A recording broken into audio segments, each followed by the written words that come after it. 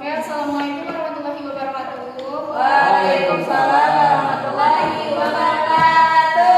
Selamat sore teman-teman semuanya. Sore. Apa kabarnya hari ini? Alhamdulillah, luar biasa. Allahu Akbar. Oke, sebelum kita mulai bimbingan hari ini, kita berdoa terlebih dahulu. Berdoa dimulai. Selesai. Baik teman-teman, hari ini kita sudah berada di sesi 3 pada bimbingan hari ini. Yang mana ini adalah sesi terakhir kalian mengikuti bimbingan dengan saya tentang meningkatkan konsentrasi dan fokus dalam belajar. Nah, di sesi ini kita akan fokus pada penyusunan rencana belajar pribadi dan bagaimana menciptakan lingkungan belajar yang kondusif supaya teman-teman bisa menjaga fokus secara konsisten. Sebelum masuk ke materi, kemarin saya memberikan PR mengenai berbagi pengalaman, ya kan? Berbagi pengalaman pada saat teman-teman menerapkan strategi yang sudah saya jelaskan di sesi sebelumnya. Ada apa aja strateginya teman-teman? Ada Pomodoro, Dan yang terakhir itu mengatur lingkungan belajar. Ada yang mau berbagi pengalamannya, apa yang telah dirasakan setelah teman-teman menerapkannya. Oke, Salma. Dan Moja, Salma dulu ya.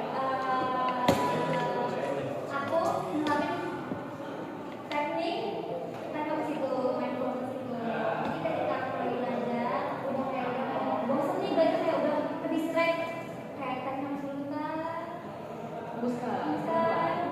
Jangan keluar dari kita. Nah, udah gitu kayak pikiran jadi tenang, terus lanjut lagi. Jadi kayak setelah melakukan mindfulness, saya menjadi kembali fokus. Kayak sudah lebih stress. Boleh Moja? Saya menggunakan dua teknik. Yang pertama teknik Pomodoro, yang kedua teknik mindfulness. Saat saya belajar menggunakan teknik Pomodoro, saya di akhirnya tetap merasa ngantuk dan pusing. Padahal saya sudah menggunakan satu teknik itu kan. Teknik yang 5 menit istirahat, 5 menit saya belajar, 25 menitnya. 25 menitnya saya tulis fokus dan buat Terbalik ya? Ya, jadi saat saya udah pusing baru saya menggunakan teknik mindfulness. Jadi saya menggunakan teknik itu rasanya itu rasanya saya lebih tenang dan saya siap melanjutkan belajar. Oke, terima kasih Moja. Terima kasih teman-teman yang sudah berbagi pengalamannya. Pasti setiap teman-teman semua berbeda ya cara teknik atau strateginya diterapkan untuk menjaga fokus pada saat belajar. Sekarang kita akan membahas mengenai hambatannya nih. Teman-teman kira-kira hambatan apa yang mengganggu konsentrasi teman-teman pada saat belajar? Ada yang mau berbagi pengalamannya? Ya misalnya apa, handphone atau suara berbisik. Saya hambatan saya dalam ini untuk belajar pertama organisasi karena kan merapat mulu ya dari kemarin ya kan, itu menjadi salah satu hambatan saya untuk mengerjakan tugas-tugas yang lumayan banyak di minggu ini. Yang kedua, handphone. Nggak tahu handphone tuh terus-terusan menjadi hambatan saat belajar, makanya saya sedang mencoba belajar menggunakan alat elektronik. Jadi, Oke, terima kasih. Ya, soalnya sebenarnya sama kayak Moja tadi, faktor kebersihannya itu sebenarnya organisasi, tapi bukan soal organisasi juga sih Kak. Lebih kayak sayangnya juga kurang untuk apa ya, kayak punya planning dan juga pengatur waktu itu masih jelek gitu Kak. Jadi masih belum memisahkan antara organisasi sama tugas akademik gitu. Selain karena emang lagi banyak faktor dan mepet-mepet waktunya, itu juga kan lagi ada di apa ya, situasi UAS UTS yang sebenarnya lagi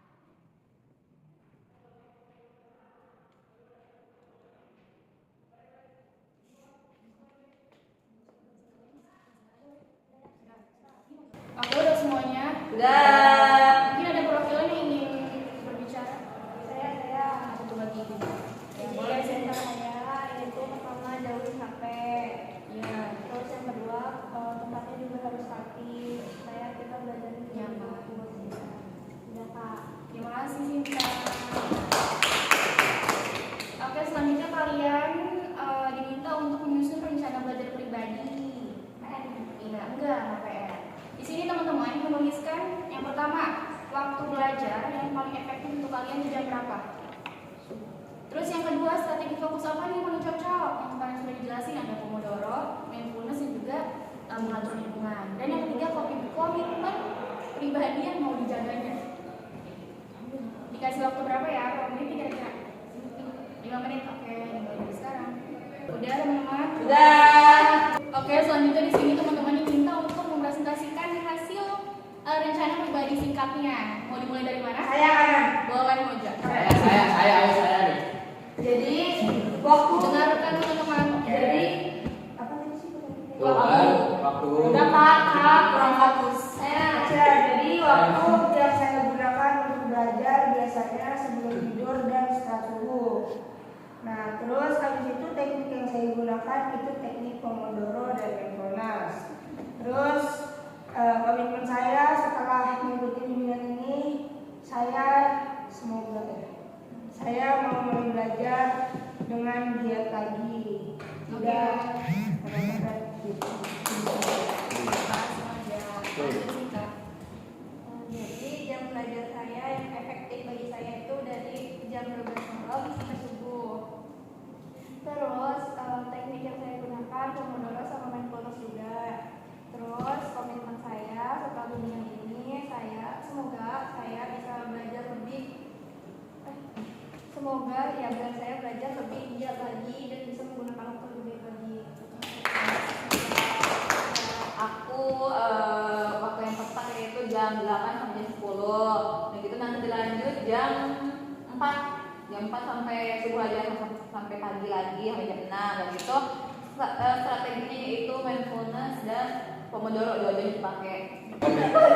Komitmen saya itu saya bisa mulai fokus sama satu hal gitu, biar menjaga konsentrasi. Jamnya itu sebelum tidur sama pas mepet DL. Oke, terima kasih atas. Boleh tepuk tangan dong. Lanjut Kiki. Jadi waktu belajar saya itu jam 10 malam sampai saya tidur. Saya tidur biasanya sampai jam 3 sih. Terus strategi yang saya pakai itu Pomodoro. Nah, saya juga punya komitmen kalau semoga nanti saya semakin konsisten gitu melakukan tugas saya di 1 jam tertentu itu gitu. Jadi di jam itu terus. Jadi saya selalu konsisten di jam itu gitu. Ya, terima kasih. Lanjut. Oke, saya waktu yang biasanya pakai buat belajar itu dari maghrib sampai saya masih cukup. Biasanya kalau misalkan cukup sampai jam 4 pagi atau sampai jam 3 itu tuh nggak bakal berhenti gitu loh sampai lain. Strategi yang biasa saya pakai yaitu mindfulness, jadi kayak istirahat bentar, tinggal lemas baru lagi. Tapi tuh nggak berhenti gitu loh. Tapi kadang suka terdistract sebenarnya. Jadi harapan komitmen yang saya akan lakukan setelah kegiatan ini adalah untuk belajar giat lagi dan juga jangan buang-buang waktu karena terdistract itu. Terima kasih teman-teman semua telah berbagi pengalamannya mengenai waktu belajar yang efektif. Kemudian tadi ada strategi apa yang digunakan dan yang terakhir komitmen. Oke, selanjutnya kalian diminta untuk merefleksikan. Nanti saya akan membagikan sticky note. Teman-teman akan menuliskan hal apa saja yang didapatkan selama sesi bimbingan ini dari sesi 1, 2, dan 3. Ya teman-teman boleh catat ya supaya Oke teman-teman, apakah sudah? Supaya menjadi bahan evaluasi ke depannya. Terima kasih ya. Terima kasih. Buatan gue. Alia dan Kiki ya. Boleh. Udah Ki. Aska. Oke teman-teman, saya minta teman-teman mengisi post test atau evaluasi hasil. Nanti saya akan memberikan linknya ya. Oke. Silakan teman-teman boleh dibuka handphonenya. Apakah sudah teman-teman? Oke, sebelum kita akhiri, saya ingin mengucapkan terima kasih yang sebesar-besarnya kepada teman-teman semua telah menyempatkan waktunya, terus dijaga semangatnya. Semoga apa yang kita pelajari bisa benar-benar membantu kalian dalam belajar dan